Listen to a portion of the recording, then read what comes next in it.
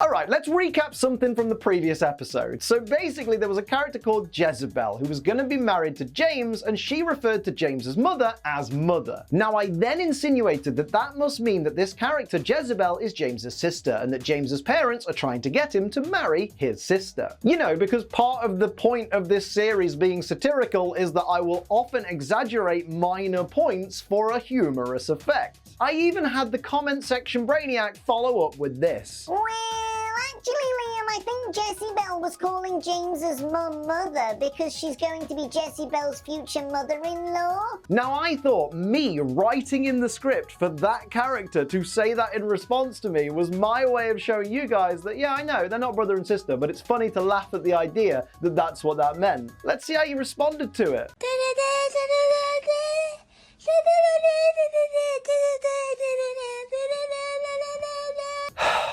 There's no hope, is there?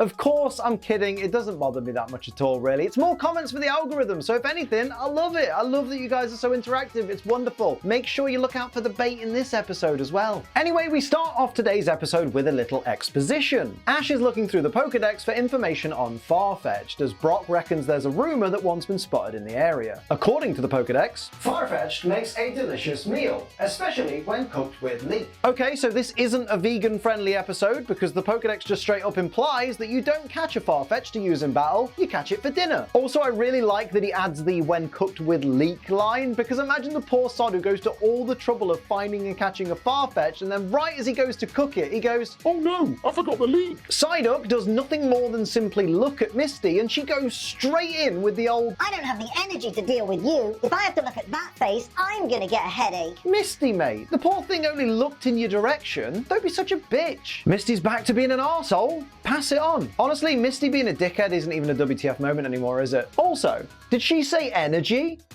Not now? Not now, apparently. Oh no! The supposedly near-extinct Pokemon Ash and Brock were hoping to find has turned up just as they leave. How incredibly unexpected! Oh, just FYI, I know some of you guys aren't great at detecting when I use sarcasm in these videos. That was it right there. Direct quote from Misty when she sees Farfetch'd. Ha! That's the coolest Pokemon ever! This, coming from a girl who will one day own a Poliwhirl. The Farfetch'd runs away and Misty chases it on foot. Almost like she forgot that she literally has a Staryu and a Starmie, both of which are faster than Farfetch'd and could probably just battle it. Misty bumps into this guy. Now, spoiler alert, he's a Pokemon thief. We just don't know it yet. But the WTF moment here is obviously in order to steal Misty's Pokemon, he needs Misty to stop running. But instead of setting up a tripwire or using some kind of trap or just sticking his leg out to trip her up, he sacrifices his own body by standing in her way. I get that he wants this situation to look like an accident, but there's got to be a better way than this. You could have fallen over, cracked your head and died, mate, all in the name of stealing Misty's Pokemon? It's not worth it, mate. They're all shit. The guy hands back Misty's backpack, and notice this is the only backpack we see in this scene, so when the supposed soon-to-be-discovered switch happens, I have absolutely no idea. Kid's a bloody magician. Misty goes back to camp and explains to Ash and Brock that she tried to catch a Farfetch'd that she found, but Ash and Brock instantly get mad at her and start accusing her of sneaking around behind their backs. Is Misty not allowed to do things without the express permission and supervision of her male chaperones now?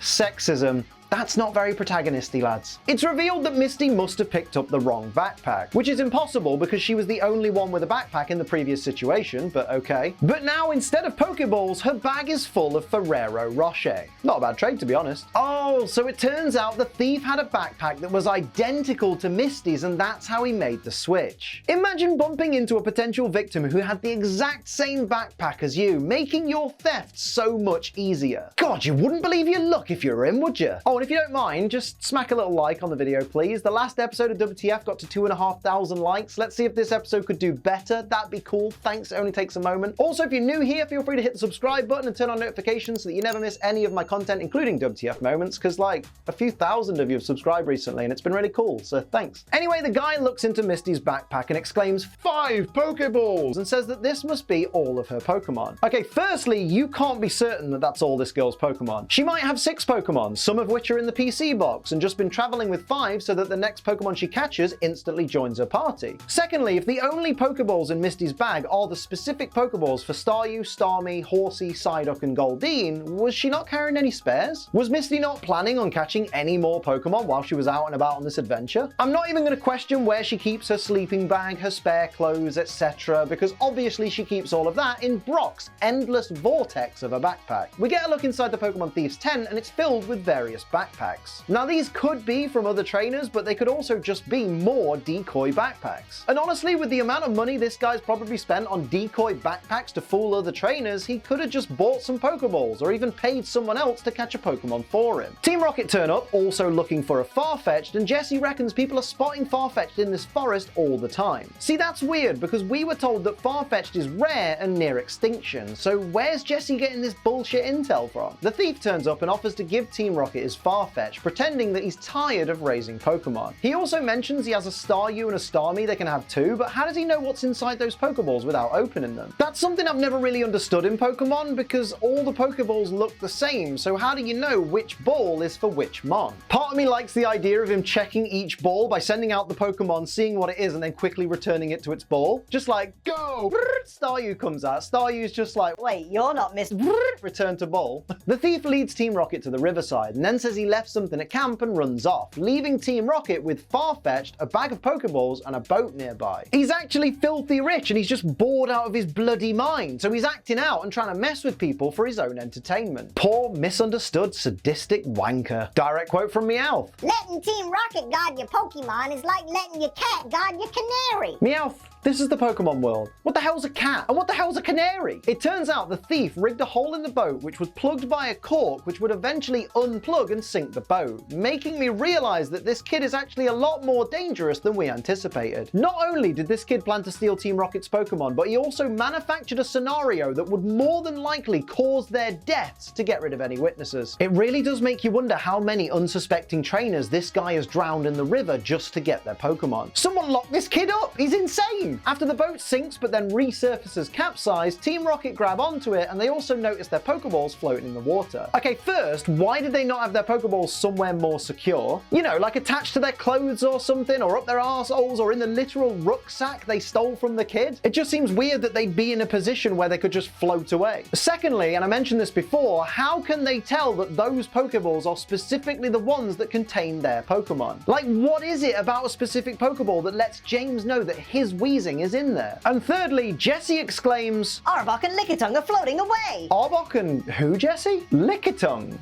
But you don't own a Lickitung yet. Well, actually, Liam, Jessie catches her Lickitung in the episode Princess vs. Princess, which takes place before this one, but you haven't covered it yet because you messed up the episode order.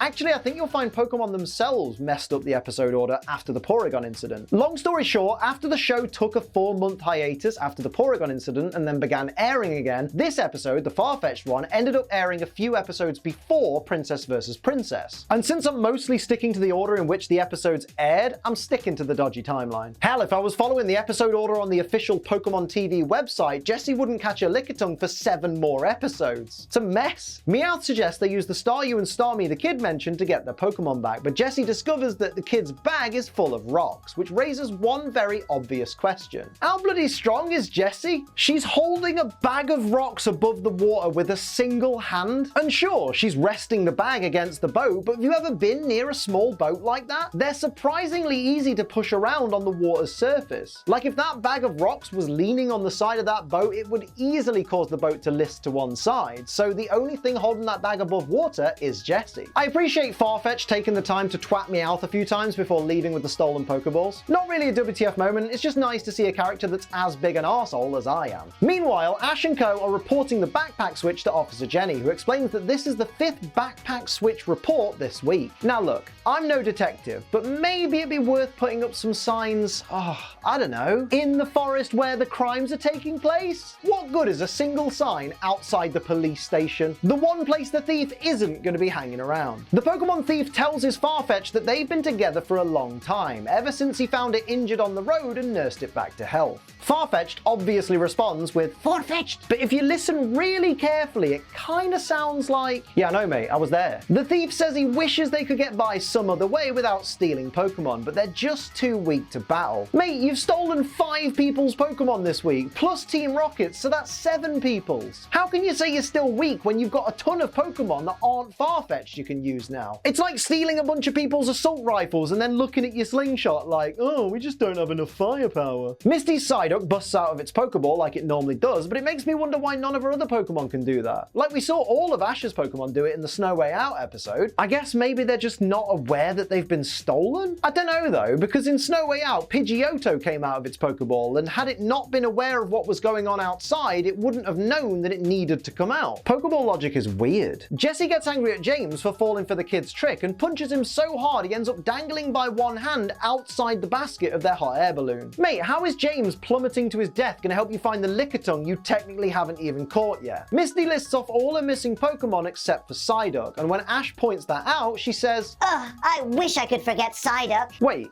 is Misty saying she actually misses Psyduck? Could have fooled me with the way she's been abusing the poor thing. Maybe being stolen wouldn't be so bad for Psyduck. Literally moments later, Psyduck rejoins Ash and Co, and Misty runs over to hug it and says she missed it so much. Honestly, I don't believe a word of it. I think she's only being nice to it because she realizes that Psyduck is the only hope she has of finding the Pokemon she does care about. And true to form, what does Misty do after asking Psyduck 7 questions about the theft, knowing full well it can only answer with the word Psyduck? She throws a wobbly and yells at Psyduck about it giving her a headache. Mate, it's a Pokemon. It can't speak. What part of that don't you get? The group decide to follow Psyduck back to where the thief's tent is. Bearing in mind the thief never stays in one place for too long to avoid being caught. And when Psyduck gets confused by a fork in the road, Misty has a Thrombo and yells it at some more. Okay, firstly, it's been established that Psyduck is thick as pig shit, so you probably shouldn't be following Psyduck. Secondly, it's only been to the location of the thief's tent once, and could have easily forgotten the route that it took to get back to the group, so you probably shouldn't be following Psyduck. And thirdly, like we said, the thief may have moved on already, so you probably shouldn't be following Psyduck. What you should be doing is using code ACE for money off G Fuel. Today I'm drinking the wonderful Hype Sauce. It's a raspberry lemonade. It's very tasty. If you don't know what G Fuel is, it's an energy formula. It's 0 sugar. It's about 15-ish calories a serving, depending on the flavor. Very lovely, very tasty. I stand by it. I need it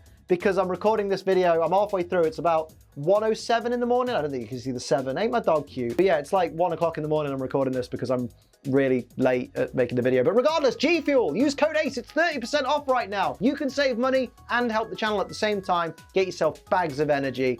Great idea.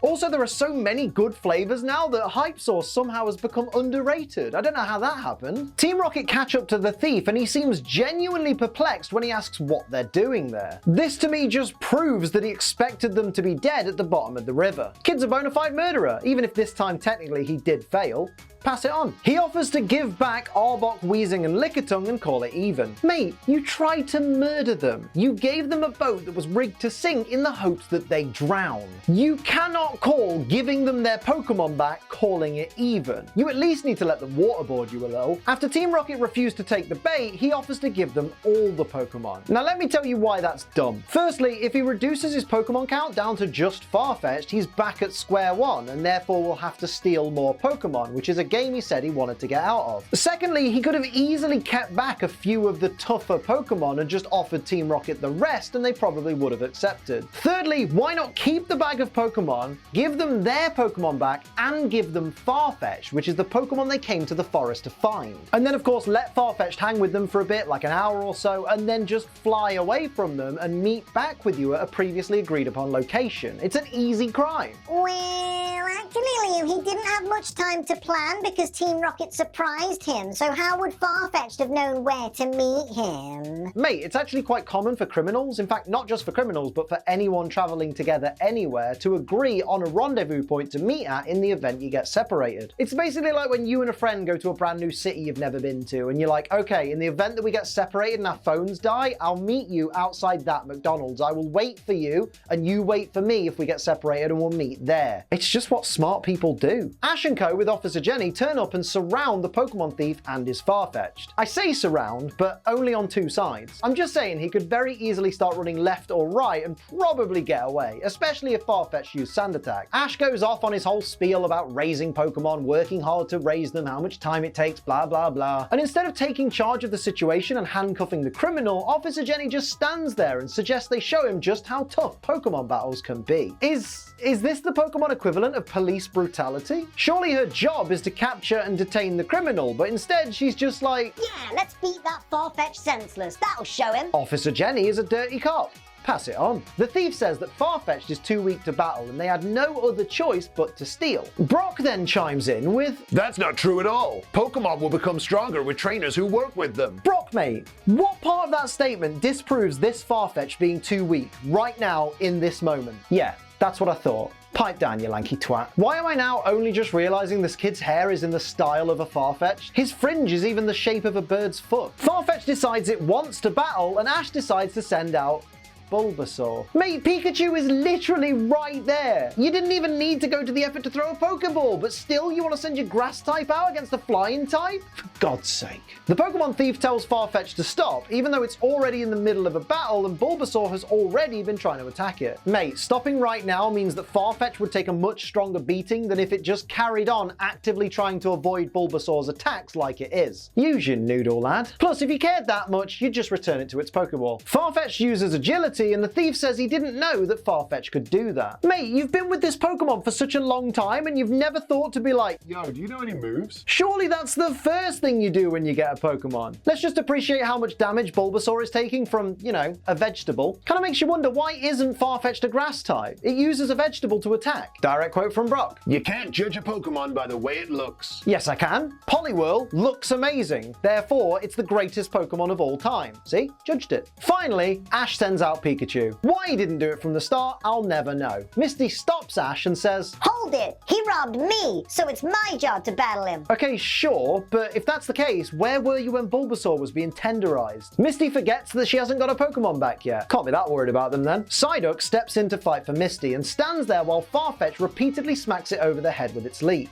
Ash and co watch on excitedly because they know that will be causing Psyduck's headache to get stronger and stronger and basically unlock its power, but my question is, how much bloody HP does Psyduck have? Farfetch'd says fetched every time it hits Psyduck, and I counted about 70 hits before Psyduck uses Disable. So either each of those 70 hits are only doing 1 or 2 hit points of damage, or Misty is hacking big time. Wait, come to think of it, how could Farfetch'd do 70 of the same move? Actually, no, that makes sense. It's probably Fury Attack. Like, Fury Attack has 15 PP, and it's capable of doing 5 hits at once, so 70 hits would be basically 14 uses of Fury Attack, each getting 5 hits. So technically that is possible, it's just very bloody lucky. Misty's Psyduck though, hacked as all hell. Pass it on. Has anyone else always hated how Psyduck's Disable works in the anime? Instead of stopping Farfetch'd from using Fury Attack, it stops Farfetch'd doing anything and basically paralyzes it and also catapults it into a tree. It's just a little bit too OP. It turns out all the Pokeballs the Pokemon Thief gave Team Rocket contain Voltorb. So wait, does that mean he did another switch and therefore kept all the stolen Pokemon, including Misty's and Team Rocket's? Or did it just so happen that all the Pokemon he stole besides Misty's and Team Rocket's just coincidentally happened to be Voltorb? And somehow he kept Misty's Pokemon to one side to give her back later as he handed over the bag to Team Rocket. Because if he had like 20 Voltorb all along, why did he need to steal Pokemon? He could have just used those to battle alongside his Farfetch'd. I am going to assume that the Voltorb do belong to him though, because in the next scene he does reveal that he's going to give back the Pokemon he stole, so he must have made the switch at some point. But wait, does that mean Team Rocket haven't got their Pokemon back at this point? This is all very confusing. Also, Meowth mentioning that they got tricked 2 times in one episode and therefore breaking the 4th wall is not a WTF moment. Team Rocket do that quite a lot from time to time. Team Rocket, who are Pokemon thieves themselves, start throwing the Voltorb overboard when they could be catching them to use in their own future schemes. That's just dumb.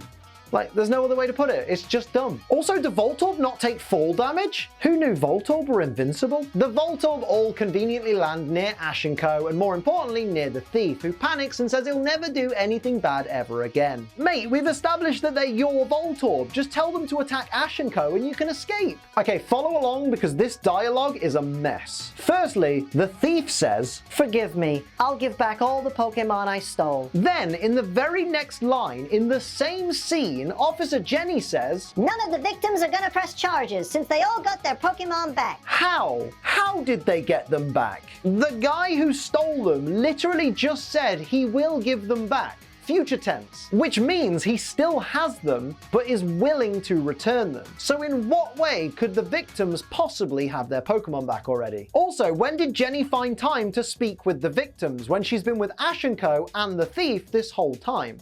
This episode is exhausting. Misty exclaims that it's great to have her old backpack back. Come off it, mate. You couldn't even tell the difference when the thief switched yours with his. Pipe down. Also, shouldn't you be more happy to have, I don't know, your Pokemon back? Team Rocket somehow didn't notice that there was one Voltorb left in the basket of their hot air balloon. Mate, that basket's like 6 by 6 feet. How did one of them not bump into it? And lastly, according to what I could find online, the thief's name is Keith. That's right, Keith the Thief. Yeah, I hate it too. So those are my WTF moments for Pokemon Season 1, Episode 49. So near, yet so far-fetched. Let me know your favorites and any that I missed down in the comments below. Hit like, share, and subscribe. Turn on notifications. Come to my Twitch streams, twitch.tv/AceTrainLiam, and use code ACE for 30% off G Fuel. I'm taking my lazy eye to bed now. I'm Ace Trainer Liam. Keep on training.